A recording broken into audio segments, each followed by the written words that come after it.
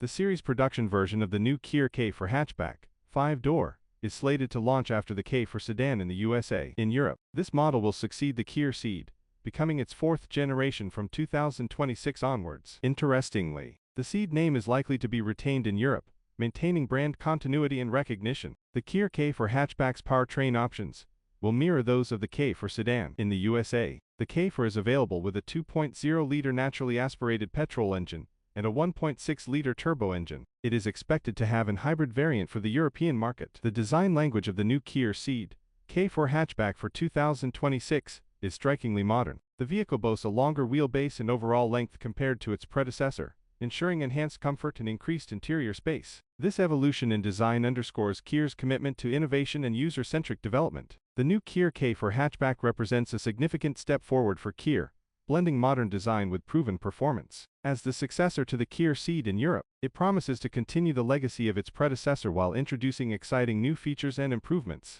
Stay tuned for more updates as this model approaches its official launch in 2026.